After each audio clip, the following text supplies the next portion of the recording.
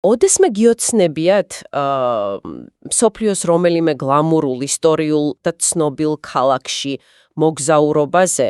ნამდვილად ვის არ უოცნებია. ხო, წარმოიდგინეთ ისეთი ადგილი, რომლის ფოტოებსაც ან თუნდაც კინოკადრებს წლების განმავლობაში ათვალიერებდით? კი, გონებაში რომ უკვე აშენებული გაქვს მთელი სცენარი. ზუსტად, უკვე იცი, როგორ გაივლი განათებულ ქუჩებში, როგორ დაჯდები რომელიმე ცნობილ კაფეში, ხომ იცით, გგონია რომ ამ დიდი კულტურული დღესასწაულის ნაწილი გახდები.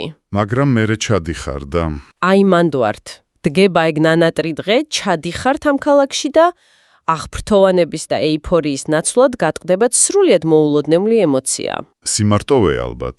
კი, თავს გრძნობთ აბსოლუტურად უცხოთ, გარიყულად და წარმოუდგენლად მარტოსულად, ფიზიკურად იქ ხართ, ხელით ეხებით ამ საუკუნოვან არქიტექტურას, მაგრამ ემოციურად თითქოს სადღაც გარეთ ხართ. ნამდვილად. თითქოს ჩაკეტილი შუშის სკარის მიღმად გახართ და იქიდან უყურებთ. დღეს ჩვენ სიღრმისეულ ძიებაში სწორედ ამ პარადოქსულ, მაგრამ ბევრისთვის ძალიან ნაცნობ განცდას გავაანალიზებთ. და თან, რაც თავარია, ძალიან უნიკალური პერსპექტივიდან. კი, საუკუნეზე მეტი ხნის წინანდელი პერსპექტივიდან. ჩვენი მთავარი წყარო დღეს არის ორი ძველი ხელით ნაწერი საარქივო დოკუმენტი. ეს ის დოკუმენტებია მელნით რომ არის შესრულებული, არა? დიახ. წარმოიდგინეთ დროისგან გაყვითლებული ფურცლები, რომლებიც 1909 წლის 2 აპრილით თარიღდება და ხელმოწერილია სახელით აკაკი. ძალიან საინტერესოა. მოკლედ, ჩვენი მისია გავშიფროთ ეს ჩანაწერები და დავინახოთ, როგორ იქცევა ერთი შეხედვით უბრალო სამოგზაურო შტაბეჭდილება კულტურული შოკის, სოციალური უთანასწორობისა და იდენტობის კრიზისის უმძიმეს ანალიზად. იცით, სანამ უშუალოდ ტექსტის შინაარსზე გადავალთ, აუცილებელია მსმენელისთვის სურათი გავაცოცხლოთ. კი ბატონო, კონტექსტი მნიშვნელოვანია. ანუ, უნდა ახსნათ, რა ხდებოდა 1909 წელს. ჩვენ საუბრობთ ევროპის ისტორიის იმ პერიოდზე, რომელსაც ფრანგები ლაბელ ეპოქს უწოდებენ. მშვენიერი ეპოხა, ხო? დიახ, მშვენიერი ეპოხა. ეს არის პირველ მსოფლიო ომამდე არსებული დრო, როდესაც ევროპული კულტურა, ტექნოლოგიური პროგრესი და ეკონომიკური ზრდა თავის აბსოლუტურ პიკზე იყო. ვაუ, წარმოვიდგინე ახლა ეგ გარემო. ხო. წარმოიდგინეთ ახლად ელექტროფიცირებული ქუჩები, პირველი მასობრივი ავტომობილები, გრანდიოზიოზი გამოფენები, ბურჟუაზიული ფუფუნება. და ამ დროს ამ გლობალური ეპიცენტრის შუაგულში ხვდება ადამიანი, რომელიც მოდის გაცილებით პატარა ტრადიციული და ეკონომიკურად შეჭირვებული გარემოდან. ანუ ეს უბრალოდ ტურისტის დღიური არ არის. ნამდვილად არა. ჩვენ უყურებთ გორის სრულიად განსხვავებული სამყაროს შეჯახების დოკუმენტურ ასახვას. მოდით პირდაპირ ტექსტში შევიდეთ, რადგან პირველივე დოკუმენტში ავტორი ყოველგვარი შესავლის გარეშე პირდაპირ გვიმხელს ადგილმდებარეობას. რას წერს? წერს პარიზი ხვიან. ის აღწერს გარემოს, სადაც მისივე სიტყვებით ყოველივე სფერი თვალსაჭრის. სიმდიდრეს უსვავს ხას. კი, და წერს, რომ ამ სიმდიდრის დათვლა ფიზიკურად შეუძლებელია. ყველაფერი ბჭვიალებს. მაგრამ აქ ვიჭედები მე პირადად. რატომ? ლოგიკურად რომ ვიმსჯელოთ, ადამიანი, რომელიც ასეთ სილამაზეს ხედავს, უნდა იყოს აღფრთოვანებული, არა? წესით კი უნდა ტკბებოდეს. ხო, უნდა წერდეს არქიტექტურაზე, გემრიელ საჭმელზე, ხელოვნებაზე. ამის ნაცვლად ავტორი ვარდება სასოწარკვეთაში. ეგ არის ყველაზე საინტერესო დეტალი. მოისმინეთ, რას წერს. კინაღამ გული გამისკდა, ფიქრებს მივეცი მწარესა. ვერ ხვდები, ჩადიხარ მსოფლიოს ყველაზე ლამაზ ქალაქში და რატომ უნდა გაგისკდეს გული დარდისგან? ერთი შეხედვით ალოგიკურია. აბსოლუტურად. რა ფსიქოლოგიური მექანიზმი ირთვება ამ დროს? ეს ერთი შეხედვით მართლაც ალოგიკურად ჟღერს, მაგრამ ფსიქოლოგიაში და სოციოლოგიაში ამას ძალიან მკაფიო ახსნა აქვს. მართლა, ანუ შესწავლილია ეს. კი, რასაც თქვენ ახლა აღწერთ, ძალიან გავს იმ ფენომენს, რომელიც მოგვიანებით 80-იან წლებში პარიზში მომუშავე ფსიქიატრებმა ოფიციალურად აღწერეს. და რა დაარქვეს? დაარქვეს პარიზის სინდრომი. ვაუ, პარიზის სინდრომი. გამიგია, იაპონელ ტურისტებს ემართებათ ხოლმეო. ზუსტად. ოღონდ ამ შემთხვევაში საქმე გვაქვს არა უბრალოდ იდეალიზებული მოლოდინის მსხვერვასთან, არამედ უკიდურეს კოგნიტურ დისონანსთან. ანუ უფრო ღრმა პრობლემაა. კი. როდესაც ადამიანი ხედავს განვითარების ასეთ მწვერვალს, მისი ტვინი ავტომატურად, გაუცნობიერებლად იწყებს შედარებას საკუთარ საწყის წერტილთან. საკუთარ სამშობლოს ადარებს. დიახ, ეს არის ეგრეთ წოდებული ფარდობითი დეპრივაციის მექანიზმი. პარიზის სილამაზე და სიმდიდრე ავტორისთვის ხდება არა ტკბობის ობიექტი. არამედ სარკე. ზუსტად. უზარმაზარი დაუნდობელი სარკე, რომელიც მას საკუთარი სამშობლოს ჩამორჩენილობას, სიღარიბესა და პრობლემებს აჩვენებს. რა მძიმეა. და რაც უფრო ნათელია ეს სარკე, მით უფრო მტკივნეულია მასში დანახული საკუთარი რეალობა. ეს სარკის მეტაფორა მართლა ყველაფერს თავის ადგილას სვამს ჩემთვის, იმიტომ რომ ავტორი ზუსტად ამას აკეთებს ტექსტში. იწყებს შედარებას. არა მარტო შედარებას, ის იწყებს საკუთარი ქვეყნის, საკუთარი ერის უმკაცრეს კრიტიკას. გასაგებია. აი, ტექსტში ვკითხულობთ მის ეჭვს საერთოდ ერის არსებობაზე. წერს ვითომ ხალხი ვართ, ჩვენც რაღა, ვითომ ჩვენც ვართ ნაცია. საკმაოდ მძიმე სიტყვებია. კი, და შემდეგ იყენებს საზოგადოების აღმწერისე დამამცირებელ მძიმე ეპიტეტებს, რომ წაკითხვაც კი რთულია. ფრუსტრაციის პიკია. ხო, მაგრამ იცით რაზე ვფიქრობ ახლა? რაზე? ეს ხომ ზუსტად ის მექანიზმია, რასაც დღეს სოციალური მედია გვიშვება ყოველდღიურად. ინსტაგრამის ეფექტი. აი ზუსტად, ეგრეთ წოდებული Instagram versus reality განცდა. შედიხარ Instagram-ზე, ხედავ ვიღაცის იდეალურ დასვენებას მალდივებზე. ან უნაკლო სახლს. კი, ბედნიერ ურთიერთობას. და იმის მაგივრად, რომ გაგიხარდეს, უთრებ შენი საკუთარი ცხოვრება გეჩვენება აბსოლუტურად უსარგებლოდ და მოსაწყენად. ნამდვილად ასია. სხვისი იდეალური სურათის ყურება საკუთარს გვაზიზღებს. გამოდის, რომ ეს ავტორი 1909 წელს განიცდიდა იმას, რასაც ჩვენ დღეს სმარტფონების ეკრანებთან გრძნობთ. ანალოგია სოციალურ მედიასთან საკმაოდ ზუსტად ასახავს ფსიქოლოგიურ მდგომარეობას, თუმცა აქ მასშტაბი გაცილებით დიდია. რატომ? რადგან საქმე ეხება არა პერსონალურ, არამედ ეროვნულ იდენტობასთან. და აქვე მინდა ჩვენი მსმენელისთვის ერთი ძალიან მნიშვნელოვანი დეტალი განმარტო. გისმენთ. ტექსტში მოყვანილი კრიტიკა საკუთარი ერის მიმართ არის უკიდურესად რადიკალური. ჩვენი როგორც ამ გადაცემის წამყვანების და მკვლევარების მიზანი აქ საერთოდ არ არის იმის გარჩევა, თუ რამდენად ობიექტური ან სამართლიანია ავტორი. რა თქმა უნდა, ჩვენ არ ვაფასებთ ამის სწორეს. ზუსტად. ჩვენ არ ვიკავებთ არც ერთ პოლიტიკურ თუ იდეოლოგიურ პოზიციას ამ ეპითეტების გამოყენებისას. ჩვენი ამოცანაა მიუკერძოებლად დავინახოთ ის ემოციური და ფსიქოლოგიური კოლაფსი, რომელმაც აიძულა ავტორი ასეთი სიტყვები დაეწერა. ანუ ეს მისი ემოციური მდგომარეობის ანარეკლია უბრალოდ. დიახ, ეს არის სასოწარკვეთი სცენა და არა პოლიტიკური ტრაქტატი. სრულიად გასაგებია და მიხარია, რომ ეს ხაზგასმით აღვნიშნეთ. ჩვენ ვაანალიზებთ ავტორის ტკივილს და არა მის პოლიტიკურ ლოზუნგებს. სწორია. მაგრამ მოდით გავყვეთ ტექსტს, რადგან საქმე კიდევ უფრო საინტერესოდ ვითარდება. ეს სასოწარკვეთა მხოლოდ სამშობლოსთან შედარებით არ მთავრდება. კიდევ რა სამჩნევს? რაც უფრო მეც აკვირდება ავტორი პარიზს, მით უფრო უქრება ილუზიები თავად ამ ქალაქსეც. ის გადადის ბრჭყიალა გარემოს სოციალური სტრუქტურის კრიტიკაზე. საინტერესოა, ანუ შიგნიდან იწყებს დანახლას. კი. ერთ სტრიქონში წერს, სული და გული რაც გინდა უხვად იშოვება ყველასა. ანუ თითქოს ყველაფერია გარშემო, სიცოცხლე, ჩქეფს. ციუხვეზე საუბრობს. ხო, მაგრამ იქვე წამის მეასეთში მოხვება, ცივი წყლის გადასხვასავით სასტიკი გაფრთხილება. რას ამბობს? ამბობს, მაგრამ სულ თავისთავდავე, სხვისგან ნუელი შველასა. ვაუ. მოიცა, ჩვენ ხომ პარიზზე ვსაუბრობთ, ქალაქზე, რომელიც კინემატოგრაფმა და ლიტერატურამ რომანტიკის და სიყვარულის სიმბოლოდ გვაქცია. მითია ეგ გარკვეულწილად. გამოდის, რომ ეს ჩანაწერი გვეუბნება, რომ ეს უზარმაზარი, ულამაზესი მექანიზმი სინამდვილეში არის უკიდურესად ეგოისტური და ცივი.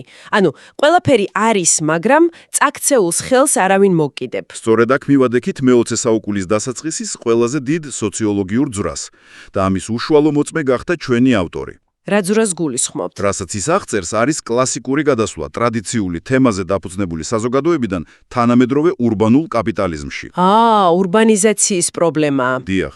პატარა ტრადიციულ საზოგადოებებში, სადაც ავტორი მოდიოდა, შეიძლება არ იყო ასეთი სიმდიდრე, მაგრამ ხალხი ეხმარებოდა ერთმანეთს. ზუსტად, არსებობდა სოციალური ქსელი, ადამიანები იცნობდნენ ერთმანეთს, არსებობდა ურთიერთდახმარების, კოლექტიური გადარჩენის, დაუწერელი კანონები. და პარიზში ეს არ დახვდა. დიდ ქალაქში პარიზში მან დაინახა სრულიად სხვა მოდელი. რატომ ხდება ასე? ხალხია ცუდი? არა, სოციოლოგები ამას სენზორულ და ემოციურ გადატვირთვას უკავშირებენ. დიდ ქალაქში ადამიანთა რაოდენობა და ინფორმაციის ნაკადი იმდენად დიდია, რომ ადამიანის ფსიქიკა უბრალოდ ვერ შეძლებს ყველას მიმართ თანაგრძნობის გამოჩენას. გასაგებია. ტვინი იცავს თავს. დიახ, გადარჩენისთვის ტვინი რთავს ეგრეთ წოდებულ დამცავ ფარს. ხალხი ხდება დისტანციური, ცივი, კონცენტრირებული მხოლოდ საკუთარ თავზე. ანუ გამოდის, რომ ეს პარიზელები რაღაც განსაკუთრებულად ბოროტები კი არ იყვნენ, არამედ ქალაქის სპეციფიკა, ურბანიზაცია აიძულებდათ ასეთები ყოფილიყვნენ. აბსოლუტურად. ეს მართლა ხსნის ყველაფერს. ავტორისთვის, რომელიც მიჩვეული იყო, რომ მეზობელი მეზობლის გასაჭირს იზიარებდა, ეს ურბანული ინდივიდუალიზმის სრული კულტურული შოკი იქნებოდა. რა თქმა უნდა. ზღვისგან ნუელი შველასა, ეს ფრაზა, ეს არის დიდი ქალაქის ცივი დაუწერელი კონსტიტუცია. ზუსტი შეფასებაა. განვითარებას და ინფრასტრუქტურას თურმე ყოველთვის მოაქვს ემპათიის დეფიციტი. ქუჩები ფართოვდება, მაგრამ ადამიანებს შორის ფსიქოლოგიური მანძილიც იზრდება. დიახ, და ეს გაუცხოება ქმნის იმ უხილავ კედელს, რომელსაც ახალმოსული პირველად ეჯახება. წარმოვიდგინე ახლა ეგ განცდა. როდესაც ირგვლივ მილიონობით ადამიანია, მაგრამ შენ არც ერთ მათგანს არ ეკუთვნი, მარტობის განცდა ასმაგდება. მით უმეტეს ასეთ ხალხმრავლობაში. ეს არის პარადოქსი. რაც უფრო ხალხმრავალია გარემო, მით უფრო იზოლირებული ხარ, თუ კი არ ხარ ამ სისტემის ნაწილი. ხო, და ეგრევე ჩნდება შემდეგი სრულიად ლოგიკური კითხვა, თუ კი ქალაქი ასეთი ცივია, თუ შენი არავის ესმის და შენთვის არავის ცაილია, მაშინ ვისთვის აშენდა ეს ყველაფერი? ეგ არის მთავარი კითხვა. ვინ არის ის იღბლიანი ადამიანი, ვინც ამ ბრჭყვიალა გარემოში თავს ისე გრძნობს, როგორც თევზი წყალში? რას ამბობს ავტორი მაგაზე? აი ამ კითხვაზე პასუხს უკვე მეორე ჩანაწერში ვპოულობთ. ავტორი პირდაპირ დაუნდობელი სიზუსტით გვეუბნება, თუ რა არის ამ ქალაქში შესასვლელი ბილეთის ფასი. ალბათ ფინანსებს ეხება, არა? კი.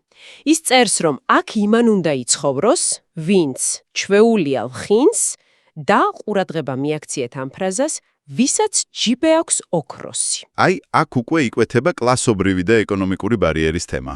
ვისაც ჯიბე აქვს ოქროსი, ძლიერი ნათქვამია. ნამდვილად. იცით, კულტურული დედაქალაქები ყოველთვის ქმნიან უნივერსალურობის ილუზიას. რას გულისხმობთ ილუზიაში? თითქოს ეს ფართო ბულვარები, თეატრები და ღია კაფეები ყველასთვისაა ხელმისაწვდომი. თუმცა, რეალურად ქალაქის სივრცითი დიზაინიც კი იმგვარადაა მოწყობილი, რომ ფილტრავს ადამიანებს მათი მსყიდველ უნარიანობის მიხედვით. ანუ, ფული თუ არ გაქვს, უბრალოდ დეკორაციაა შენთვის ეგ ყველაფერი. ზუსტად. ავტორი აცნობიერებს, რომ ეკონომიკური სტატუსის გარეშე მისი არსებობა ამ ქალაქში უბრალოდ ფიზიკური მოცემულობაა და არასრულფასოვანი ცხოვრება. ზუსტად ეგ არის. საკუთარ თავზე ხომ პირდაპირ წერს, რომ უნაყოფოდ ტყუილად წვალობს. კი. და ამ კონტექსტში, ტექსტში გვხვდება ერთი ფრაზა, რომელიც ჩემი აზრით უბნელოდ გენიალურია. რომელი ფრაზა? გენიალურია თავისი სიმარტივითა და იმ ტკივილით, რაც მასში დევს. მოკლედ, ავტორი ამ საოცნებო მხარეში ცხოვრებას მის სიკეთეებზე წვდომას ადარებს ცაში მთვარისთვის ხელის შეწვდენას. ლამაზი მეტაფორა. წერს, ვით მოლა ცაში მთვარესა. ვაუ. იცით, ეს შედარება, მოლა, რომელიც მთვარეს შესწკერის, არ არის შემთხვევითი. რატომ? დავს. ის ანათებს, ის ლამაზია, ის თითქოს შენთან ძალიან ახლოსა, მაგრამ ფიზიკურად მისი შეხება, მისი დაუფლება შეუძლებელია. აი, მინდა რომ ჩვენმა მსმენელმა ახლა ერთი წამით წარმოიდგინოს ეს ვიზუალი. წარმოიდგინეთ 1909 წლის პარიზი. დგახართ ამ უზარმაზარი განათებული სიმდიდრის შუაგულში. თქვენს ირგვლივ არის სინათლე. კი, მუსიკის ხმა გამოდის რესტორნებიდან, ხედავთ ლამაზად ჩაცმულ ადამიანებს, რომლებიც ღვინოს წრუპავენ და იცინიან. და თქვენ ხედავთ ამ ყველაფერს. შეგიძლია მიხვიდე და შეეხო კიდეც. კი, შეგიძლიათ ხელით შეეხოთ ამ შენობის კედელს, მაგრამ ეს ცხოვრება თქვენთვის ისევე მიუწვდომელია, როგორც ის მთვარეცაში. თითქოს უხილავი შუშის მიღმა ხართ. თქვენ იქ ხართ, მაგრამ თან არ ხართ. ეგ არის ყველაზე მტკივნეული. ეს ხომ ულტიმატური იმპოსტერ სინდრომის, ანუ ეგრეთ წოდებული თვითმარქვიას სინდრომის აღწერაა. კი ასეა. იქნები, იმიტომ რომ შენი ჯიბე არ არის ოქროსი, ეს აღარ არის უბრალოდ კულტურული შოკი, ეს არის ეკონომიკური გარიყულობის უმძიმესი ფორმა. გეთანხმებით. ეკონომიკური გარიყულობა დიდ ქალაქებში მართლაც ერთ-ერთი ყველაზე შეუსწავლელი და მტკივნეული ტრავმაა. ნამდვილად. თუ ამ ფრაზის სიმძაფრეს წინა ნაწილებთან დავაკავშირებთ, მივიღებთ სრულ სურათს. რას გვეუბნება ეს სურათი? 1909 წლის ეს ჩანაწერები აშკარად აჩვენებს, რომ მსოფლიოს კულტურული ეპიცენტრები, მიუხედავად მათი განმანათლებლური იდეებისა და ლოზუნგებისა თანასწორობის შესახებ, სინამდვილეში ექსკლუზიურ კლუბებად რჩებოდა. ფასადი ლამაზია უბრალოდ. დიახ, ავტორმა დაინახა პარიზის ბრწყინვალე ფასადი, აღიარა მისი სიდიადე, მაგრამ პირისპირ შეეჯახა მის უხილავ, მაგრამ რკინასავით მყარ ბარიერებს. ფულიანი ხალხისთვისაა ეს ყველაფერი. სიმდიდრე ქმნის ილუზიას, რომ ის ყველასთვისაა ხელმისაწვდომი. ხომ შეგიძლია უბრალოდ გაიარო ამ ლამაზ ქუჩაზე, მაგრამ რეალობაში ის სასტიკად სელექციურია. ქუჩაში გავლა არ ნიშნავს, რომ ქალაქი შენ გეკუთვნის. მართლაც ასეა. გამოდის, რომ უფსკრული არამხოლოდ ავტორის, სამშობლოსა და პარიზს შორისაა, არამედ თავად ავტორსა და პარიზს შორისაც. ორმაგი გაუცხოება. მოდით შევაჯამოთ ჩვენი დღევანდელი საუბარი, ჩვენ დავიწყეთ ეს სიღრმისეული ძიება ორი ძველი გაყვითლებული ფურცლით, რომელზეც მხოლოდ 1909 წლის თარიღი და სახელი ეწერა. კი. და რა მივიღეთ საბოლოოდ? მივიღეთ მოგზაურობის სოციალური უთანასწორობისა და ეროვნული თვითკრიტიკის ძალიან ცოცხალი, პულსირებადი და ემოციური სურათი. ძალიან ღრმა სურათი მივიღეთ. დაფიქრეთ, რატომ არის ეს საუკუნოვანი ჩანაწერები თქვენთვის, დღეს 21 საუკუნის მსმენელისთვის ასეთი მნიშვნელოვანი? რატომ? იმიტომ რომ ეს ისტორია გვასწავლის ერთ მთავარ ჭეშმარიტებას. ჩვენ არასდროს ვუყურებთ სამყაროს ობიექტურად. ჩვენი აღქმა ყოველთვის, აბსოლუტურად ყოველთვის იფილტრება ჩვენივე წარმომავლობის, ჩვენი ეკონომიკური სტატუსისა და, რაც მთავარია, ჩვენი შინაგანი ტკივილების პრიზმაში. ნამდვილად ასეა. როდესაც ვუყურებთ ლამაზ ქალაქს, სინამდვილეში ჩვენ ვუყურებთ საკუთარ თავს ამ ქალაქის ფონზე. სწორედ ეგ არის სამოგზაურო შთაბეჭდილებების მთავარი პარადოქსი. ადამიანები მოგზაურობენ იმისთვის, რომ გაექცნეს საკუთარ ყოველდღიურობას. საკუთარ თავსაც, გარკვეულწილად. კი, საკუთარ თავსაც, მაგრამ როგორც ეს ჩანაწერები გვიჩვენებს, უცხო გარემო ხშირად პირიქით საკუთარ თავსთან გვაპირისპირებს, ყველაზე დაუნდობელი ულმობელი ფორმით. ვერ გაექცევი შენს თავს. ვერა. ჩვენ თან დავატარებ ჩვენს ისტორიას, ჩვენს კომპლექსებსა და ტრაუმებს, სადაც არ უნდა წავიდეთ. და სანამ დაგემშვიდობებით, მინდა დაგიტოვოთ ერთი ახალი დამაფიქრებელი კითხვა, რომელზეც შეგიძლიათ თავად იფიქროთ. ძალიან საინტერესო იქნება. ეს კითხვა დღევანდელ განხილულ მასალაზე ფუძნება, მაგრამ მოდით გადმოვიტანოთ ის პირდაპირ ჩვენს თანამედროვეობაში. აბა ვნახოთ. თუ კი 1909 წელს ერთ-ერთი ყველაზე მოაზროვნე ადამიანი ასე გარიყულად, ასე მარტოსულად გრძნობდა თავს მსოფლიოს კულტურულ ეპიცენტრში, სწორედ ეკონომიკური და სოციალური ბარიერების გამო, დაფიქრდით, დღევანდელი ჩვენი გლობალური ტურიზმი და თანამედროვე ურბანული დიზაინი ხომ არ არის ზუსტად იგივე პრინციპზე აგებული? ძალიან კარგი კითხვაა. დააკვირდით თანამედროვე მეგაპოლისებს. ხომ არ ვქმნით დღესაც ისეთ ქალაქებს, რომლებიც ულამაზესია სანახავად, იდეალურია სოციალურ ქსელებში ფოტოების ასატვირთვად, მაგრამ სადაც ადამიანების უმეტესობა ამ სიმდიდრეს და ბრწყინვალებას მაინც მხოლოდ შორიდან, ჩაკეტილი მინის მიღმა უყურებს. კი, როგორც ფანჯრიდან. ხომ არ ვართ დღესაც უმეტესობა ჩვენგანი იმ molasavit, რომელიც ცაში მიუწვდომელ მთვარეშეს ცქერის? იფიქრეთ ამაზე.